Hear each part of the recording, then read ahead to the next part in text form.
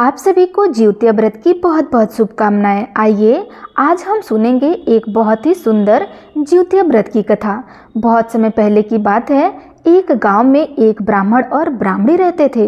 ब्राह्मण और ब्राह्मणी के 5 बेटियां थी। ब्राह्मण भिक्षा मांगकर अपने परिवार का पालन पोषण किया करते थे।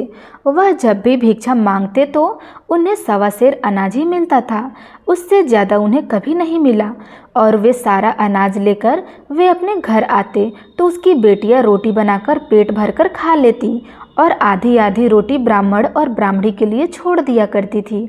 एक दिन ब्राह्मण ब्राह्मणी से बोला, आज मैं जो अनाज लाऊंगा उसमें से आधा अनाज बेटियों को दे देना और बाकी आधा रख लेना। जब वह सो जाएंगी तब हम दोनों रोटी बनाकर पेट भरकर खाएंगे। ब्राह्मण की यह बात उसकी छोटी बेटी ने सुन ली और जाकर अपनी बहनों को सारी बात बता दी। अगले दिन वह पांचों आधे अनाज का भोजन खाने के बाद वह सोने चली गई। किसी ने बेलन तो किसी ने चकला, किसी ने तवा तो किसी ने आटे की चलनी तो कोई परात अपने साथ लेकर सोई। ब्राह्मणी जब रसोई में बचे हुए अनाज का खाना बनाने गई तो देखती है वहाँ खाना बनाने का कोई भी सामान नहीं था। वो बोली, आटा गूंदने की परात कहाँ है? तो बड़ी बेटी बोली, माँ मेरे पास है। ब्राह्मणी बोली, आटा छानने की चलनी कहाँ है? तब दूसरी बेटी बोली, माँ मेरे पास है। ब्राह्मणी फिर बोली, रोटी बनाने का चकला और बेलन कहाँ है? तो उसकी तीसरी और चौथी बेटी बोली, माँ हमारे पास है। ब्राह्मणी बोली, अरे तवा कहाँ है? तो पांचवी बेटी बोली, माँ हमारे पास है। ऐसा कह करके वो पांचों बचे हुए अनाज की रोटी बनाकर भरपेट खाकर अपने माँ बापा को आधी आधी रोटी देकर सो गई। अगले दिन ब्राह्मण ने अपनी बेटियों से पूछा कि तुम किसके भाग्य का खाती हो? बड़ी बेटी बोली, पिताजी हम आपके भाग्य का खाते हैं। लेकिन छोटी दोनों बेटियां बोली, पिताजी हम तो अपने भाग्य का खाते हैं। यह सुनकर ब्राह्मण को बहुत दुख हुआ। दिन रात जाकर मैं इनके लिए भिक्षा मांग कर लाता हूँ तभी यह खाना खाती हैं, तो यह ऐसे कैसे कह सकती हैं कि यह अपने भाग्य का खाती है? इस बात से ब्राह्मण नाराज हो गया और अगले दिन अपनी दोनों छोटी बेटियों से बोला, चलो मैं तुम्हें तुम्हारे मामा के यहाँ ले चलता हूँ। ब्राह्मण दोनों बेटियों को अपने साथ लेकर चल दिया। घने जंगल में पहुंचकर उन दोनों को एक आम के पेड़ के नीचे बिठाकर कहता है, तुम यहाँ बैठो, मैं पानी लेकर आता हूँ। दोनों बेटियों को वहाँ बिठाकर ब्राह्मण वापस अपने घर जाता है।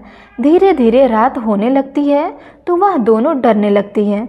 तभी उस आम के पेड़ से 2 बंदर उतर कर आते हैं। बंदर को देखकर वो दोनों डर जाती है।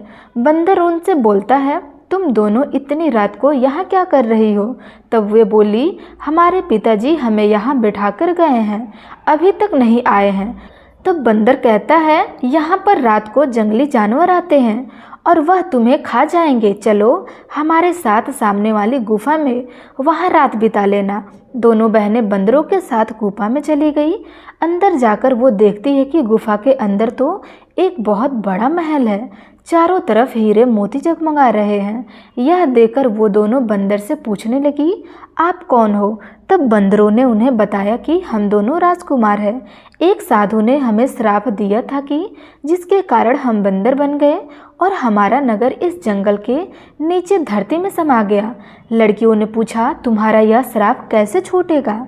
तब उन्होंने बताया कि साधु ने कहा था, अगर तुम दोनों किसी ऐसी कन्या से विवाह कर लो जो 12 बरस की उम्र से ज्योतिया का व्रत करती हो तो तुम्हारा यह श्राप टूट जाएगा और तुम्हें वापस अपना राजकुमार का शरीर मिल जाएगा।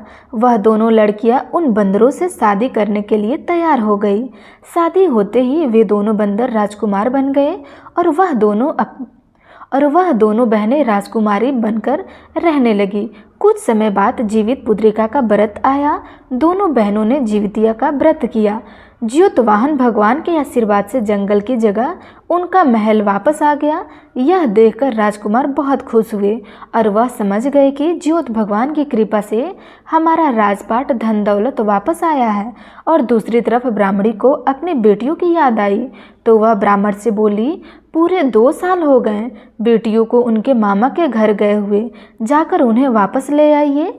ब्राह्मण मन में सोचने लगे कि अब तक तो उन दोनों को जानवर खा गए होंगे।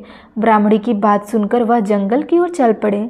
आगे जाकर देखा कि जंगल की जगह एक सुंदर महल बना हुआ है। वहां आसपास में पूछा तो लोगों ने बताया कि 2 लड़कियों के जीवतीय व्रत के प्रभाव से यह राज्य और राजकुमार वापस आ गए हैं।